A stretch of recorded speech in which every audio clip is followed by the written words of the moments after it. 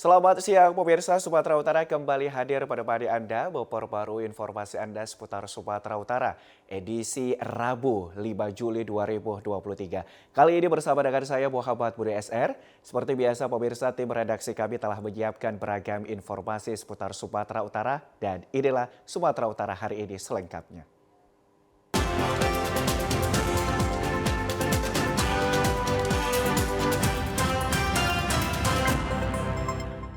Pemirsa, informasi siang ini diawali dari usai mengkritik kinerja Wali Kota Medan Bobi Afif Nasution, politisi senior Panda Nababan juga mengkritik pengamanan pas Pampres yang kerap menghalangi kader partai untuk bertemu Wali Kota Medan. Hal tersebut pun langsung dibantah oleh Bobi Afif Nasution.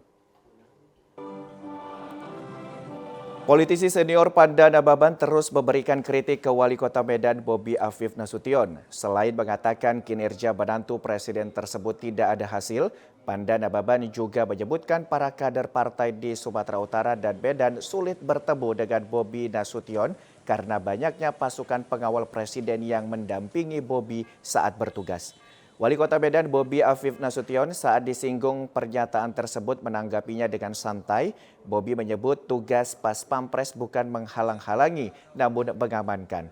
Anggota DPRD Kota Medan yang merupakan satu partai dengan Bobi Afif Nasution, Robi Barus, usai melaksanakan sidang paripurna di gedung DPRD Kota Medan menanggapi pernyataan politisi senior Panda Nababan merupakan kritikan serta didikan senior dengan juniornya sehingga tidak perlu ditanggapi dengan serius.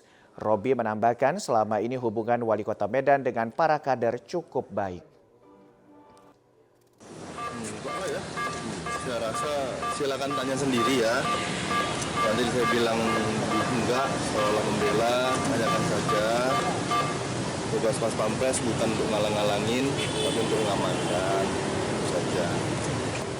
Akan memang sendiri susah. Deh, tanya sendiri. Untuk dari kader dari Perjuangan, baik dari yang fraksi, dari DPC, PAC, dengan DPD.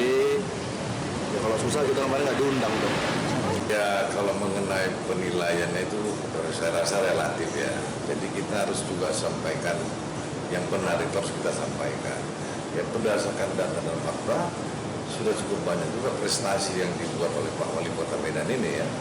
Pertama misalnya masalah UAC, kemudian masalah infrastruktur yang dulu dikenal Medan itu jalannya berjuta lubang. Ya hari ini ya sama-sama kita lihat merasakan bisa menilai kan. Sudah mulai ya dalam proses perbaikan semuanya. Dan kita harap nanti di akhir masa jabatan apa yang menjadi target beliau itu bisa tercapai dengan baik. Itu mungkin salah satu cara mendidik Pak Panda kepada juniornya ya, dari senior ke junior ataupun dari orang tua kepada anaknya. Itu saya rasa normatif aja, tidak perlu disikapi dengan secara berlebihan. Pemirsa, kita beralih ke informasi lain. Komplotan perampok bersenjata api beraksi di salon kecantikan terekam CCTV. Pelaku yang meletuskan senjata api dan menodong korban berhasil membawa kabur sepeda motor dan handphone.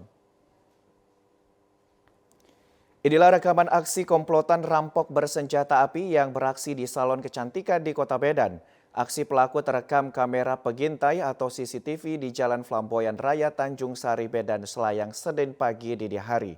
Komplotan perampok tersebut beraksi saat situasi sekitar salon kecantikan masih sepi pada pagi dini hari tersebut. Pelaku datang memakai helm dan jaket langsung menodongkan pistolnya kepada pekerja salon. Melihat komplotan perampok bersenjata api meletuskan senjata dan menodong salah satu pekerja salon kecantikan, pekerja dan tamu salon kecantikan pun langsung histeris dan lari ke arah dalam salon. Tidak butuh waktu lama, para pelaku dengan leluasa mengambil kunci sepeda motor yang terletak di meja dan handphone. Pemilik salon kecantikan yang masih trauma atas peristiwa tersebut belum bisa memberi keterangan. Kepala Lingkungan 12 Muhammad Ansari mengatakan aksi perampok yang menggunakan senjata api tersebut berhasil membawa kabur 1 sepeda motor dan 4 buah handphone. Memang benar ada kejadian tersebut, itu sekitar jam 4.30 pagi kurang lebih, dan waktu untuk perampokan itu hanya sekitar 5 menitan. menurut informasi dari korban yang ada di dalam salon itu memang ada sekali letusan dan penodongan dengan senjata api. Cuma jenis senjata apinya kita belum tahu apakah itu airsoft gun atau senjata api kan. Untuk korban gimana Pak? Untuk korban luka atau segala macam nggak ada. Ya, Aksi perampokan bersenjata api ini telah dilaporkan ke Polsek Sunggal untuk menekan angka kriminalitas. Polrestabes Medan akan mendirikan posko antisipasi begal yang bekerja sama dengan kelurahan-kelurahan di Kecamatan Kota Medan. Pemirsa, selanjutnya kita ikuti berita seputar haji.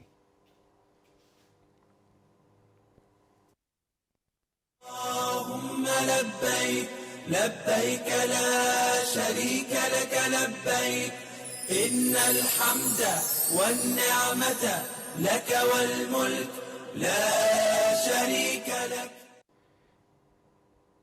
Terima kasih Anda masih bersama dengan kami pemirsa. Sebanyak 360 jemaah haji kloter pertama tiba di tanah air. Walaupun sempat mengalami keterlambatan sebanyak 2 kali delay, namun terlihat kebahagiaan para jemaah haji saat menginjakkan kaki di landasan Bandara Kuala Namu. Terlihat suasana saat pesawat Garuda Boeing 777-300 dengan nomor penerbangan GIA 3201 yang membawa sebanyak 360 jemaah haji dan mendarat di Bandara Kuala Namu. Untuk tahun ini jemaah haji yang berangkat diutamakan jemaah yang telah lanjut usia, sehingga saat turun dari pesawat harus didampingi dan naik kursi roda untuk masuk ke dalam bus.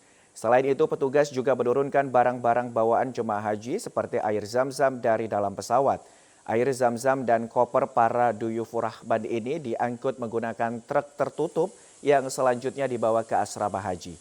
Kabid Penerimaan dan Keberangkatan Jemaah Haji Torang Rambe mengatakan untuk jumlah jemaah haji pada kloter ini sebanyak 360 jemaah dan dalam kondisi sehat keseluruhannya walaupun sudah berusia lanjut. Untuk air zam-zam jemaah haji mendapat jatah 10 liter per jemaah sesuai dengan aturan dari Kementerian Agama. Ya, ini adalah kloter pertama yang kita terima di embarkasi Medan yang berjumlah pada awalnya sebenarnya 359 dan ada satu tenajul dari kloter 24 sehingga menjadi kloter ini 360 penuh. Sekarang biasanya kita dari PPH embarkasi itu akan selalu ada datang surat secara resmi dari kawan-kawan penerbangan bila memang ada reschedule atau mungkin delay.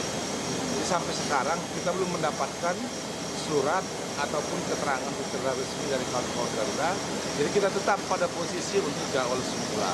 yakni besok diperkirakan tetap jam 1 dini hari. Seluruh duyufur rahban yang berjumlah 360 jemaah ini dibawa menggunakan 11 bus menuju asrama Haji Medan. Sementara itu untuk besok kedatangan kloter kedua hari Kamis sekitar pukul 1 waktu Indonesia bagian Barat dini hari dari Kabupaten Deli Serdang. Pemirsa, sebanyak 23 jemaah haji asal Sumatera Utara wafat baik di Arab Saudi maupun tanah air sepanjang proses pelaksanaan ibadah haji 1444 Hijriah. Kakanwil Kemenak Sumatera Utara Haji Ahmad Kosbi mengatakan ke-23 jemaah yang meninggal dunia tersebut telah dimakamkan sesuai dengan prosedur yang berlaku. Jemaah yang meninggal dunia ada yang meninggal saat masih berada di daerah asal, ada yang saat berada di asrama Haji Medan, dan ada ketika menunaikan ibadah haji di Tanah Suci. Ahmad Kosbi menyebutkan penyebab para jemaah haji itu wafat karena mengalami sakit. Seluruh jemaah haji yang meninggal dunia di tanah air telah ditangani oleh panitia penyelenggara ibadah haji PPIH di Medan. Sementara yang meninggal dunia di Tanah Suci ditangani PPIH di Arab Saudi. Sementara itu jemaah haji asal Sumatera Utara yang tergabung dalam kloter pertama tiba di Bandara Kuala Namu pada pukul 3:09 WIB dan tiba di debarkasi Medan pukul 5:20 waktu Indonesia bagian Barat. Untuk kepulangan kloter pertama diawali kloter asal Mandailing Natal. Kepulangan jemaah haji kloter pertama asal Madinah disambut Gubernur Sumatera Utara Edi Rahmayadi. Gubsu mengucap syukur atas kepulangan haji kloter pertama dan berharap menjadi haji yang mabrur. Ya pemirsa, sebanyak 23 jemaah haji asal Sumatera Utara wafat baik di Arab Saudi Ya, pemirsa, kami akan segera kembali setelah pariwara berikut ini.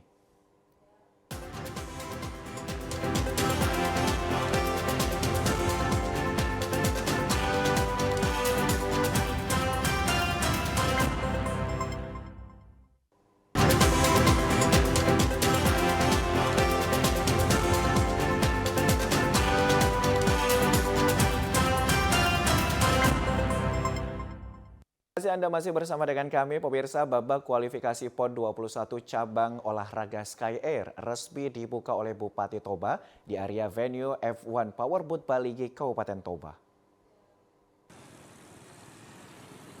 Pembukaan babak kualifikasi PON 21 cabang olahraga Sky Air diperiahkan pertunjukan kebudayaan seni tari tortor Batak Toba dalam penyambutan para kontingen yang akan mengikuti pertandingan tersebut. Sebanyak 152 orang atlet cabang olahraga Sky Air dari 16 provinsi akan mengikuti pertandingan babak awal kualifikasi PON 21 di perairan Danau Toba. Bupati Toba, Poltak Sitorus didampingi pengurus KONI Sumut, pengurus pusat cabur Sky Air, Forkopimda membuka secara resmi babak kualifikasi yang ditandai dengan pemukulan gondang. Bupati Poltak Sitorus mengapresiasi atas kepercayaan pemerintah Provinsi Sumatera Utara yang menetapkan Kabupaten Toba sebagai salah satu tuan rumah kualifikasi PON 21 untuk pertandingan cabur Sky Air. Bupati Poltak juga memaparkan kondisi venue F1 H2O yang juga menjadi lokasi pertandingan Sky Air dan potensi wisata di Kabupaten Toba, terutama setelah Toba ditetapkan sebagai salah satu destinasi pariwisata super prioritas oleh pemerintah pusat. Poltak menyebutkan Kabupaten Toba telah mempersiapkan segala sesuatunya dalam penyelenggaraan babak kualifikasi PON ke-21 ini. Sebagai tuan rumah babak kualifikasi PON ke-21 cabang olahraga Sky Air dapat memotivasi dan menumbuhkan minat para generasi muda Toba menjadi atlet Sky Air. Poltak menyampaikan kepada para atlet selama bertanding memperebutkan tiket ke PON ke-21 2024, tetap jaga sportivitas dan saling menghormati sesama atlet, mematuhi peraturan dan keputusan Dewan Juri.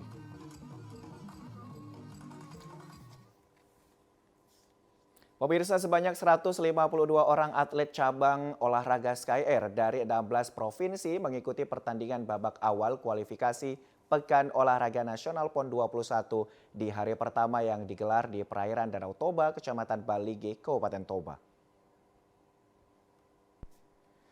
Menurut Ketua Panitia Pelaksanaan Babak Kualifikasi PON 21, Muhammad Al-Husaini, para atlet cabur Sky Air terdiri dari 12 orang atlet berasal dari Provinsi Sumatera Utara, DKI Jakarta 22 orang, Sulawesi Selatan 9 orang, Jawa Timur 12 orang, Papua 4 orang, Sulawesi Utara 4 orang, Banten 4 orang, Kalimantan Utara 3 orang, Kalimantan Selatan 8 orang, Kalimantan Timur 11 orang, Sumatera Selatan 4 orang, Jawa Barat 24 orang, Riau 18 orang, Kepulauan Riau 7 orang, dan Gorontalo 5 orang. Para atlet mengikuti cabang olahraga Sky Air pada babak kualifikasi PON ke-21. Atlet dari 16 provinsi se-Indonesia ini akan dimulai 4 hingga 9 Juli 2023 di perairan Danau Toba, Kecamatan Baligi, Kabupaten Toba. Usai ini juga menyebutkan bahwa sebelum acara pembukaan kualifikasi PON 21 ini, pihak panitia pelaksanaan telah melaksanakan pertandingan kategori Skytrick di pagi hari sebagai babak pendahuluan dengan jumlah atlet yang bermain 70 orang. Setiap harinya pertandingan akan tetap dimulai dari pagi hari untuk menghindari cuaca ekstrim. Husaini juga menyebut di babak kualifikasi PON cabur Sky Air ini dari segi pertandingan dapat membuat rekor baru di Danau Toba. Dari para atlet yang bertanding nantinya agar pelaksanaan babak kualifikasi ini berjalan dengan sempurna. Dalam hal ini pihak panitia pelaksanaan juga mengapresiasi tuan rumah Pemkab Toba atas sambutan dan penyediaan tempat. Tadi untuk dari pagi sebelum acara pembukaan kita sudah melaksanakan pertandingan karena Toba adalah salah satu danau yang terluas juga yang ada di Asia Tenggara, sehingga kita kemudian tekanan angin dan cuaca menghindari kemunduran waktu selama pertandingan agar tidak ada penambahan waktu sampai tanggal 9. Maka kami melaksanakan tadi kejuaraan dari pagi hari ketika air masih flat, yang mana kejuaraan yang kami laksanakan tadi adalah kejuaraan ski trick dari pagi tadi sudah babak pendahuluan. Untuk atlet yang bermain baru sekitar 70, baru 50%-nya. Jadi nanti besok pasti akan kita mulai pagi lagi, karena ini akan memakan waktu lebih kurang sampai hari Jumat kita sudah harus dapatkan jumlah atlet itu sekitar 40 orang. Ya pemirsa, berikut kita ikuti berita lintas Andalas.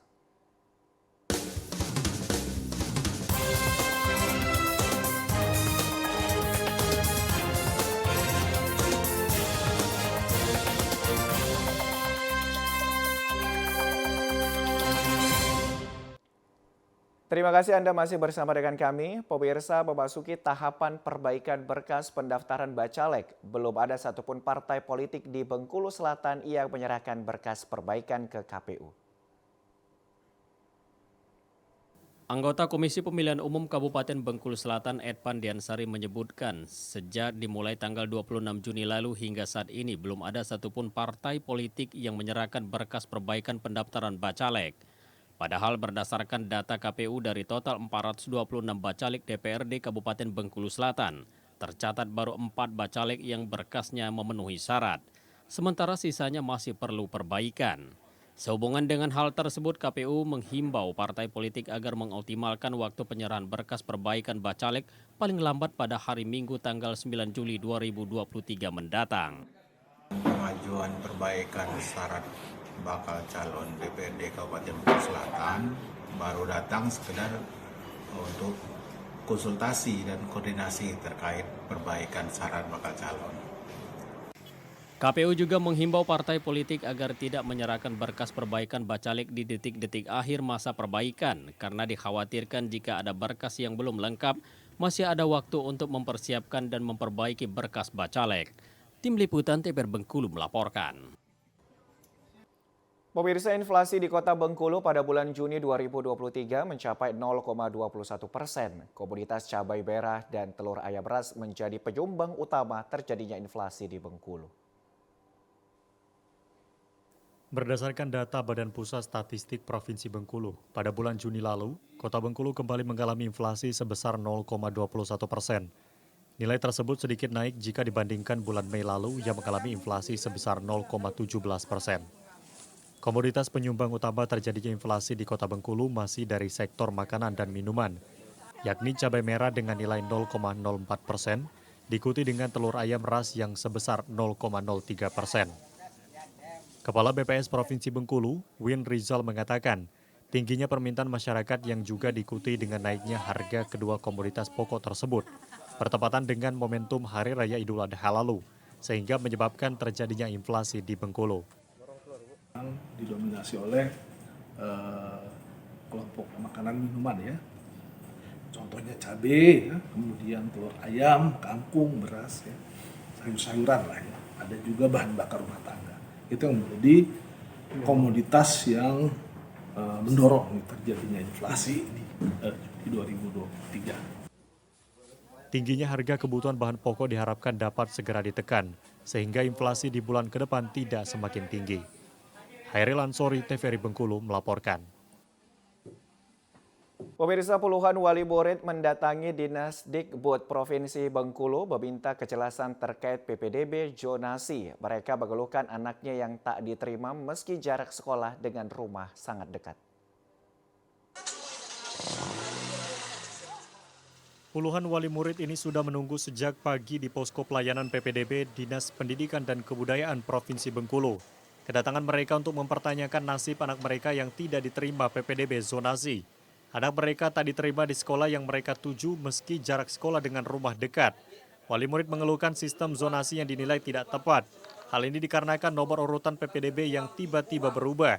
Semula di urutan 50 hingga 80 justru hilang di hari terakhir pendaftaran. Selama saya di Bengkulu, saya tinggal di Simpang Skip. Menurut zonasi, pilihan kita cuma 2, SMA 2 dan SMA 5. Tahu-tahu semalam dari urutan 125 di SMA 5 terbuang dalam tempo beberapa menit. Yang di provinsiku yang di hilang. Pantunian. Cepat kali perubahannya itu. Padahal dah detik-detik jam-jam terakhirnya. Jadi seolah-olah kami ini dibuang, bukan terbuang lantaran aturan, lantaran sistem. Kalau kita nanya, ya ini sistem yang bekerja, yang menentukan zonasi.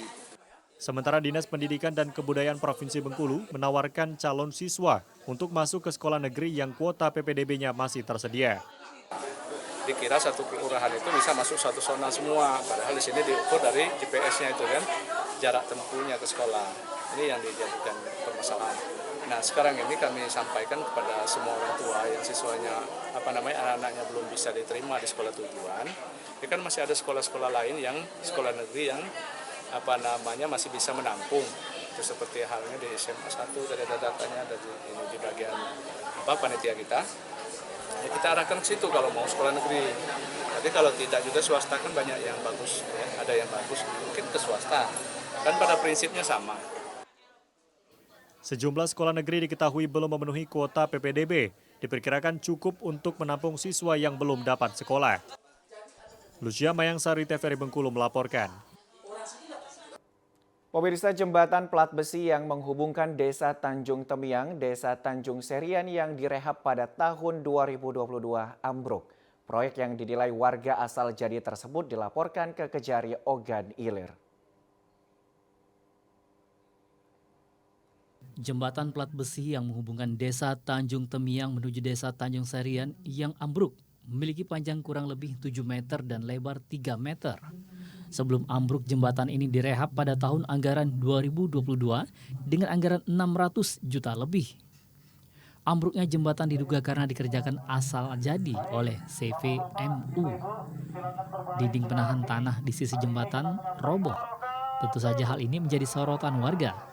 Warga berdemo di kantor Kejari Ogan Ilir meminta agar segera dibentuk tim penyidik guna melakukan investigasi dengan memanggil pihak ketiga serta Dinas PUPR Ogan Ilir. Dinas PUPR Ogan Ilir bahwasanya terdapat ada beberapa proyek-proyek yang kita lihat di lapangan. Ada jembatan, contoh di Simpang Kilip sampai Simpang Temiang. Itu kemarin sempat viral loh. Jembatan tersebut sudah dikerjakan tapi jembatan tersebut sudah roboh. Dan itu kami sampaikan ke pihak Kejaksaan Ogan Ilir. Yang kedua, itu sama di Dinas PUPR itu kasusnya di Desa Kecamatan Rantawalai bahwasanya terdapat proyek tersebut, proyek jalan cor dikerjakan tidak tahu siapa yang mengerjakan. Artinya secara tidak langsung Dinas PUPR Kabupaten Ogan Ilir melanggar Perpres bahwasanya ada aturan yang mendasari bahwasanya yang pertama ada nama papan proyek, siapa yang mengerjakan, kedua anggaran, terus nilai kontraknya berapa. Setelah menyerahkan data dan bukti konkret kepada Kasih Intel Kejari Ogan Ilir, masa selanjutnya membubarkan diri dengan tertib. Yudi Gromiko, TVRI Sumatera Selatan melaporkan dari Kabupaten Ogan Ilir.